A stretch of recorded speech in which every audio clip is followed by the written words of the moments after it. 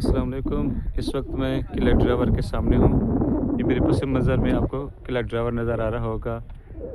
हज़ारों साल की रिवायात का अमीन और गवाह कि इसमें पता नहीं कितने कितने लोग आए हुक्मरानी की। और ये सिर्फ अब्बासियों का नहीं बल्कि इससे पहले का भी ये अमीन है, तारीख़ का गवाह है।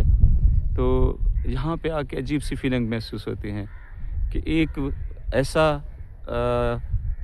कला इलाका जिसमें पता नहीं कैसे कैसे लोग आए और उनमें बहुत अच्छे लोग भी थे और उनमें बहुत ज़्यादा जालिम लोग भी रहे। तो ये आपको नज़र आ रहा होगा कि ये बारादरी है, रंगीन बारादरी। यहाँ पे बैठ के जो हुक्मरान होते थे वो कौमों की या अपनी रियाया की किस्मत के फ़ैसले करते थे, सुकून भी करते थे।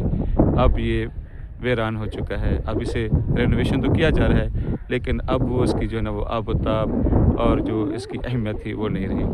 तो साथ ही आप ये देखें, इसके बाद मैं आपको एक और चीज़ दिखाना चाहता हूँ कि ये आपको मस्जिद नज़र आ रही होगी। ये अब्बासियों ने तामीर कराई। तो ये भी एक बहुत अच्छा एक देखने की जगह है, सुकून पाने की जगह है। और लोग यहाँ पे जब आते हैं तो ज़रूर वो अपने अल्लाह के हजूर वो सजदा शुक्र अदा करते हैं। और ये आपको नज़र आ रहा होगा, ये जहाँ पे अब्बासी जो थे उनकी तख्त पोशी होती थी, तख्त पोशी। और यहाँ से इसके बाद वो नमाज शुक्राना पढ़ के किला ड्रावर में आ जाते थे।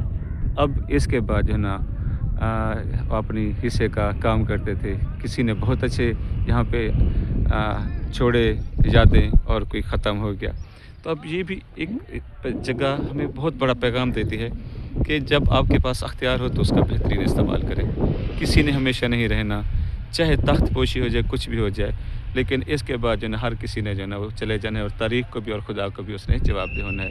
तो ये तख्त पोशी और तख्त पोशी के बाद बस जिसकी हमेशा हुक्मरानी है वो हुक्मरानी है मेरे अल्लाह की। और ये बहुत ज़बरदस्त जगह है।